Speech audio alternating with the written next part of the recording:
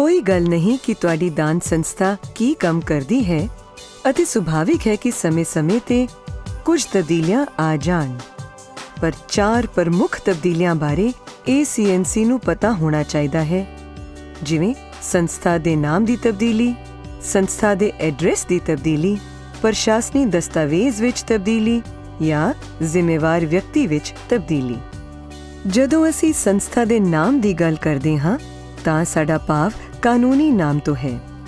ਇਹ ਉਹ ਨਾਮ ਹੈ ਜਿਹੜਾ ਤੁਸੀਂ ਕਾਨੂੰਨੀ ਜਾਂ ਦੂਜੇ ਦਫ਼ਤਰੀ ਦਸਤਾਵੇਜ਼ਾਂ ਤੇ, ਜਿਵੇਂ ਕਿ ਟਰਸਟ ਡੀਡ ਜਾਂ ਸੰਵਿਧਾਨ, ਜਾਂ ਉਹ ਨਾਮ ਜਿਹੜਾ ਸੰਸਥਾ ਬਣਾਉਣ ਅਤੇ ਰਜਿਸਟਰ ਕਰਵਾਉਣ ਵੇਲੇ ਸੀ। ਸੰਭਵ ਹੈ ਕਿ ਤੁਹਾਨੂੰ ਇਹ ਨਾਮ ਰਸਮੀ ਦਸਤਾਵੇਜ਼ ਜਾਂ ਇੱਕ ਰਸਮੀ ਵਿਧੀ ਦੁਆਰਾ ਆਪਣੀ ਦਾਨ ਸੰਸਥਾ ਦਾ ਨਾਮ ਤਬਦੀਲ ਕਰਨ ਦੀ ਲੋੜ ਹੋਵੇ ਅਤੇ ਇਸ ਬਾਰੇ ਸਾਨੂੰ ਵੀ ਪਤਾ ਹੋਣਾ ਚਾਹੀਦਾ ਹੈ। ਸਾਨੂੰ ਤੁਹਾਡੇ ਡਾਕ ਰਾਹੀਂ ਪਤਾ ਬਦਲਣ ਬਾਰੇ ਵੀ ਜਾਣਕਾਰੀ ਹੋਣੀ ਚਾਹੀਦੀ ਹੈ, ਜਿਸ ਦਾ ਭਾਵ ਹੈ ਕਿ ਤੁਹਾਡੀ ਸੰਸਥਾ ਨਾਲ ਕਿਸ ਸਿਰਨਾਵੇਂ ਹੇਠ ਸੰਪਰਕ ਕੀਤਾ ਜਾ ਸਕਦਾ ਹੈ। ਇਹ ਡਾਕ ਰਾਹੀਂ ਸਿਰਨਾਵਾਂ ਜਾਂ ਈਮੇਲ ਐਡਰੈਸ ਹੋ ਸਕਦਾ ਹੈ, ਪਰੰਤੂ ਇਹ ਜੋ ਵੀ ਹੋਵੇ ਅਜਿਹਾ ਹੋਣਾ ਚਾਹੀਦਾ ਹੈ ਜਿਸ ਨੂੰ ਤੁਸੀਂ ਬਾਕਾਇਦਾ ਚੈੱਕ ਕਰਦੇ ਹੋਵੋ। ਇਸ ਲਈ ਜੇਕਰ ਤੁਸੀਂ ਇਸ ਵਿੱਚ ਬਦਲੀ ਕਰਦੇ ਹੋ ਤਾਂ ACNC ਨੂੰ ਇਸ ਦੀ ਜਾਣਕਾਰੀ ਜ਼ਰੂਰ ਦਿਓ। ਤੁਹਾਡੀ ਸੰਸਥਾ ਦੇ ਗਵਰਨਿੰਗ ਦਸਤਾਵੇਜ਼ ਕਿਹੜੇ ਹੋਣਗੇ, ਉਹ ਇਸ ਤੇ ਨਿਰਭਰ ਕਰਦਾ ਹੈ ਕਿ ਤੁਹਾਡੀ ਦਾਨ ਸੰਸਥਾ ਦਾ ਢਾਂਚਾ ਜਾਂ ਸਟਰਕਚਰ ਕੀ ਹੈ। ਇਸ ਦਾ ਸੰਵਿਧਾਨ ਹੋ ਸਕਦਾ ਹੈ, ਨਿਯਮ ਜਾਂ ਟਰਸਟ ਡੀਡ ਜਾਂ ਖਾਸ ਚਰਚ ਦੇ ਕਾਨੂੰਨ ਹੋ ਸਕਦੇ ਹਨ। ਜੇਕਰ ਢਾਂਚੇ ਵਿੱਚ ਕੋਈ ਤਬਦੀਲੀ ਹੈ ਤਾਂ ACNC ਨੂੰ ਵੀ ਪਤਾ ਹੋਣਾ ਚਾਹੀਦਾ ਹੈ। ਤੁਹਾਡੀ ਸੰਸਥਾ ਦੇ ਜ਼ਿੰਮੇਵਾਰ ਮੈਂਬਰ ਸੰਸਥਾ ਦੀ ਪ੍ਰਬੰਧਕ ਸਭਾ ਹੈ, ਜਿਵੇਂ ਕਿ ਬੋਰਡ। ਜੇ ਕੋਈ ਬੋਰਡ ਵਿੱਚ ਸ਼ਾਮਿਲ ਹੁੰਦਾ ਹੈ ਜਾਂ ਛੱਡਦਾ ਹੈ ਜਾਂ ਬੋਰਡ ਵਿੱਚ ਉਹਨਾਂ ਦੇ ਅਹੁਦੇ ਬਦਲਦੇ ਹਨ ਤਾਂ ਤੁਹਾਨੂੰ ACNC ਨੂੰ ਦੱਸਣਾ ਚਾਹੀਦਾ ਹੈ। ਤੁਹਾਨੂੰ ਇਹ ਕਦੋਂ ਤੱਕ ਸਾਨੂੰ ਦੱਸਣ ਦੀ ਲੋੜ ਹੈ? ਸਮੇਂ ਦੀ ਸੀਮਾ ਤੁਹਾਡੀ ਸੰਸਥਾ ਦੇ ਆਕਾਰ ਉੱਤੇ ਨਿਰਭਰ ਕਰਦੀ ਹੈ। $2.5 ਲੱਖ ਸਾਲਾਨਾ ਆਮਦਨ ਤੋਂ ਘੱਟ ਵਾਲੀਆਂ ਸੰਸਥਾਵਾਂ ਛੋਟੀਆਂ, 2.5 ਲੱਖ ਸਾਲਾਨਾ ਆਮਦਨ ਤੋਂ ਵੱਧ ਕਮਾਉਣ ਵਾਲੀਆਂ ਸੰਸਥਾਵਾਂ ਦਰਮਿਆਨੀਆਂ ਅਤੇ 1 ਮਿਲੀਅਨ ਸਾਲਾਨਾ ਰੈਵਨਿਊ ਤੋਂ ਵੱਧ ਵਾਲੀਆਂ ਸੰਸਥਾਵਾਂ ਵੱਡੀਆਂ ਕਹਿਲਾਈਆਂ ਜਾਂਦੀਆਂ ਹਨ। ਛੋਟੀਆਂ ਸੰਸਥਾਵਾਂ ਨੂੰ ਜਿੰਨੀ ਜਲਦੀ ਹੋ ਸਕੇ 4 ਤਬਦੀਲੀਆਂ ਬਾਰੇ ACNC ਨੂੰ ਦੱਸਣਾ ਚਾਹੀਦਾ ਹੈ ਅਤੇ ਇਹ ਜਾਣਕਾਰੀ ਤਬਦੀਲੀ ਦੇ 60 ਦਿਨਾਂ ਦੇ ਅੰਦਰ-ਅੰਦਰ ਭੇਜਣੀ ਚਾਹੀਦੀ ਹੈ। ਦਰਮਿਆਨੀਆਂ ਅਤੇ ਵੱਡੀਆਂ ਦਾਨੀ ਸੰਸਥਾਵਾਂ ਨੂੰ ਤਬਦੀਲੀ ਬਾਰੇ ਜਾਣਕਾਰੀ 28 ਦਿਨ ਦੇ ਅੰਦਰ-ਅੰਦਰ ਦੇਣੀ ਚਾਹੀਦੀ ਹੈ। ਜੇਕਰ ਤੁਸੀਂ ਸਾਨੂੰ ਸੂਚਿਤ ਨਹੀਂ ਕਰਦੇ ਤਾਂ ਜੁਰਮਾਨਾ ਹੋ ਸਕਦਾ ਹੈ, ਪਰੰਤੂ ਪਹਿਲੇ 2 ਸਾਲ ACNC ਸਲਾਹ ਅਤੇ ਸਿੱਖਿਆ ਪ੍ਰਦਾਨ ਕਰਨ ਤੇ ਗੌਰ ਕਰੇਗੀ ਤਾਂ ਕਿ ਸੰਸਥਾਵਾਂ ਨੂੰ ਪਤਾ ਹੋਵੇ ਕਿ ਉਹਨਾਂ ਨੂੰ ਕੀ ਕਰਨ ਦੀ ਲੋੜ ਹੈ। ਤੁਹਾਨੂੰ ਇਹ ਜਾਣ ਲੈਣਾ ਚਾਹੀਦਾ ਹੈ ਕਿ ACNC ਨੂੰ ਇਹਨਾਂ ਤਬਦੀਲੀਆਂ ਬਾਰੇ ਦੱਸਣ ਦਾ ਕੋਈ ਖਰਚਾ ਨਹੀਂ ਹੈ। ਜੇਕਰ ਤੁਹਾਡੀ ਸੰਸਥਾ ACNC ਐਕਟ ਜਾਂ ਪ੍ਰਸ਼ਾਸਨੀ ਮਿਆਰਾਂ ਦੀ ਉਲੰਘਣਾ ਕਰਦੀ ਹੈ ਜਾਂ ਤੁਸੀਂ ਦਾਨ ਸੰਸਥਾ ਦਾ ਕੋਈ ਮਕਸਦ ਬਦਲਦੇ ਹੋ ਤਾਂ ਤੁਹਾਨੂੰ ਇਹ ਜਾਣਕਾਰੀ ਵੀ ਦੇਣੀ ਪਵੇਗੀ। ਮਹੱਤਵਪੂਰਨ ਉਲੰਘਣਾ ਦਾ ਭਾਵ ਹੈ ਕਿ ਕੋਈ ਇਹੋ ਜਿਹੀ ਗੰਭੀਰ ਗੱਲ ਜਿਸ ਕਾਰਨ ਤੁਹਾਡੀ ਦਾਨ ਸੰਸਥਾ ਦੀ ਰਜਿਸਟ੍ਰੇਸ਼ਨ ਵਾਸਤੇ ਯੋਗਤਾ ਉੱਤੇ ਅਸਰ ਪਏ।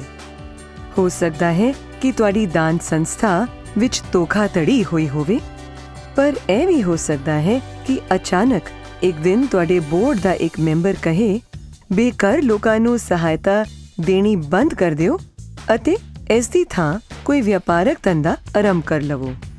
ਜੇ ਤੁਸੀਂ ਅਜਿਹਾ ਕੰਮ ਆਰੰਭਦੇ ਹੋ ਤਾਂ ਤੁਸੀਂ ਆਪਣੀ ਸੰਸਥਾ ਦੇ ਚੈਰੀਟੇਬਲ ਮੰਤਵ ਤੋਂ ਹਟ ਜਾਂਦੇ ਹੋ ਅਤੇ ਤੁਹਾਨੂੰ ਇਸ ਬਾਰੇ ACNC ਨੂੰ ਦੱਸਣ ਦੀ ਲੋੜ ਹੈ। ਸਭ ਤੋਂ ਵਧੀਆ ਤਰੀਕਾ ਹੈ ਕਿ ਸਾਡੀ ਵੈਬਸਾਈਟ ਤੇ ਜਾਓ। ਹੁਣ ਸਾਰੀਆਂ ਦਾਨ ਸੰਸਥਾਵਾਂ ਵਾਸਤੇ ਉਹਨਾਂ ਦੇ ਆਕਾਰ ਦੀ ਪਰਵਾਹ ਕੀਤੇ ਬਿਨਾਂ ਸੂਚਨਾ ਦੇਣ ਦਾ ਸਮਾਂ 28 ਦਿਨ ਤੋਂ ਵੱਧ ਨਹੀਂ ਹੈ। ਜਿਉਂ ਹੀ ਤੁਹਾਨੂੰ ਗੰਭੀਰ ਤਬਦੀਲੀ ਦਾ ਪਤਾ ਲੱਗਦਾ ਹੈ, ਤਿਉਂ ਹੀ ਉਹ ਤੁਹਾਡੀ ਸੰਸਥਾ ਦੀ ਯੋਗਤਾ ਉੱਤੇ ਅਸਰ ਪਾਣਾ ਸ਼ੁਰੂ ਕਰ ਦਿੰਦੀ ਹੈ। ਆਓ ਇੱਥੇ 1 ਮਿੰਟ ਰੁਕੀਏ ਅਤੇ ਵਨਸ ਅਵੇਅਰ ਨਾਮਕ ਸੰਕਲਪ ਨੂੰ ਸਮਝੀਏ। ਇਹ ਥੋੜਾ ਅਜੀਬ ਤਾਂ ਲੱਗਦਾ ਹੈ, ਪਰ ਅਸਲ ਵਿੱਚ ਜਦੋਂ ਅਸੀਂ ਸਮੇਂ ਦੀ ਸੀਮਾ ਦੇਖਦੇ ਹਾਂ, ਇਹ ਮਤਲਬ ਨਹੀਂ ਕਿ ਜਿਉਂ ਹੀ ਕੋਈ ਤਬਦੀਲੀ ਆਂਦੀ ਹੈ, ਸਗੋਂ ਇਹ ਕਿ ਜਿਉਂ ਹੀ ਤੁਹਾਡੀ ਸੰਸਥਾ ਨੂੰ ਇਸ ਬਾਰੇ ਪਤਾ ਚੱਲਦਾ ਹੈ। ਮਿਸਾਲ ਦੇ ਤੌਰ ਤੇ ਫਰਜ਼ ਕਰੋ ਕੰਜ਼ਿਊਮਰ ਅਫੇਅਰਸ ਨੇ ਤੁਹਾਡੇ ਨਾਲ ਰਾਬਤਾ ਕੀਤਾ ਹੈ ਅਤੇ ਉਹਨਾਂ ਨੇ ਤੁਹਾਡੀ ਸੰਸਥਾ ਦੇ ਇਨਕੋਰਪੋਰੇਟਡ ਐਸੋਸੀਏਸ਼ਨ ਸੰਬੰਧੀ ਨਿਯਮਾਂ ਵਿੱਚ ਤਬਦੀਲੀ ਕੀਤੀ ਹੈ। ਜਿਵੇਂ ਹੀ ਤੁਹਾਨੂੰ ਇਸ ਬਾਰੇ ਜਾਣਕਾਰੀ ਮਿਲੇ, ਉਸ ਤੋਂ ਬਾਅਦ ਅਗਰ ਤੁਸੀਂ ਦਰਮਿਆਨੀ ਜਾਂ ਵੱਡੀ ਸੰਸਥਾ ਹੋ ਤਾਂ ਤੁਹਾਡੇ ਕੋਲ 28 ਦਿਨ ਹਨ ਅਤੇ ਅਗਰ ਤੁਸੀਂ ਛੋਟੀ ਸੰਸਥਾ ਹੋ ਤਾਂ ਤੁਹਾਡੇ ਕੋਲ 60 ਦਿਨ ਹਨ। ਹੋ ਸਕਦਾ ਹੈ ਕਿ ਤੁਹਾਨੂੰ ਅਹਿਸਾਸ ਹੋਵੇ ਕਿ ਤੁਹਾਨੂੰ ACNC ਨੂੰ ਇੱਕ ਖਾਸ ਤਾਰੀਖ ਤੇ ਸੂਚਿਤ ਕਰਨਾ ਚਾਹੀਦਾ ਸੀ, ਪਰ ਤੁਸੀਂ ਨਹੀਂ ਕਰ ਸਕੇ। ਜੇਕਰ ਅਜਿਹਾ ਹੋਵੇ ਤਾਂ ਇਸ ਤਬਦੀਲੀ ਬਾਰੇ ਸਾਨੂੰ ਫੌਰਨ ਦੱਸੋ। ਅਜਿਹਾ ਵੀ ਹੋ ਸਕਦਾ ਹੈ ਕਿ ਤੁਹਾਨੂੰ ਨਿਸ਼ਚਿਤ ਤੌਰ ਤੇ ਪਤਾ ਨਾ ਹੋਵੇ ਕਿ ਤੁਹਾਨੂੰ ਇਸ ਬਾਰੇ ਸਾਨੂੰ ਸੂਚਿਤ ਕਰਨਾ ਚਾਹੀਦਾ ਹੈ ਜਾਂ ਨਹੀਂ। ਮਿਸਾਲ ਵਜੋਂ ACNC ਐਕਟ ਦੀ ਉਲੰਘਣਾ ਹੋਈ ਹੈ, ਪਰੰਤੂ ਤੁਹਾਨੂੰ ਭਰੋਸਾ ਨਹੀਂ ਕਿ ਉਲੰਘਣਾ ਮਹੱਤਵਪੂਰਨ ਹੈ। ਇਸ ਹਾਲਤ ਵਿੱਚ ਤੁਹਾਨੂੰ ਜਲਦੀ ਤੋਂ ਜਲਦੀ ਸਾਡੇ ਨਾਲ ਸੰਪਰਕ ਕਰਨਾ ਚਾਹੀਦਾ ਹੈ ਤਾਂ ਕਿ ਅਸੀਂ ਤੁਹਾਡੇ ਹਾਲਾਤ ਵੇਖ ਕੇ ਉਸ ਦਾ ਹੱਲ ਲੱਭੀਏ। ਜਿੱਥੇ ਦਾਨੀ ਸੰਸਥਾਵਾਂ ਮਹੱਤਵਪੂਰਨ ACNC ਐਕਟ ਦੀ ਉਲੰਘਣਾ ਕਰਦੀਆਂ ਹਨ, ਉੱਥੇ ਸਾਡਾ ਮਕਸਦ ਉਹਨਾਂ ਦੀ ਸਹਾਇਤਾ ਕਰਨਾ ਅਤੇ ਐਕਟ ਅਨੁਸਾਰ ਕੰਮ ਕਰਨ ਲਈ ਪ੍ਰੇਰਿਤ ਕਰਨਾ ਹੈ। ਜਿਉਂ ਹੀ ਸਾਨੂੰ ਉਲੰਘਣਾ ਦਾ ਪਤਾ ਲੱਗਦਾ ਹੈ, ਸਾਨੂੰ ਉਹਨਾਂ ਦੀ ਮਦਦ ਕਰਨੀ ਆਸਾਨ ਹੋ ਜਾਂਦੀ ਹੈ। ਅਤੇ ਦੁਬਾਰਾ ਦੱਸ ਦਈਏ ਕਿ ACNC ਨੂੰ ਇਹਨਾਂ ਗੱਲਾਂ ਬਾਰੇ ਸੂਚਿਤ ਕਰਨਾ ਬਿਲਕੁਲ ਮੁਫਤ ਹੈ। ਹੁਣ ਆਓ ਦੁਹਰਾਈਏ 4 ਜ਼ਰੂਰੀ ਗੱਲਾਂ ਜੋ ਤੁਸੀਂ ACNC ਨੂੰ ਆਪਣੀ ਸੰਸਥਾ ਦੀਆਂ ਤਬਦੀਲੀਆਂ ਬਾਰੇ ਜ਼ਰੂਰ ਦੱਸਣੀਆਂ ਹਨ। ਨਾਮ ਦੀ ਬਦਲੀ, ਸਿਰਨਾਵਾਂ ਦੀ ਬਦਲੀ, ਤੁਹਾਡੇ ਜ਼ਿੰਮੇਵਾਰ ਵਿਅਕਤੀ ਜਾਂ ਤੁਹਾਡੇ ਪ੍ਰਬੰਧਕੀ ਦਸਤਾਵੇਜ਼। ਅਤੇ ਹਾਂ, ਜੇਕਰ ਤੁਸੀਂ ਕਿਸੇ ਵੀ ਤਰੀਕੇ ਨਾਲ ਆਪਣੇ ਫਰਜ਼ ਨੂੰ ਪੂਰਾ ਨਹੀਂ ਕਰ ਸਕਦੇ ਜਾਂ ਜੇ ਤੁਸੀਂ ਆਪਣੇ ਚੈਰੀਟੇਬਲ ਮਕਸਦ ਨੂੰ ਬਦਲ ਲਿਆ ਹੈ ਤਾਂ ਸਾਨੂੰ ਜ਼ਰੂਰ ਸੂਚਿਤ ਕਰੋ।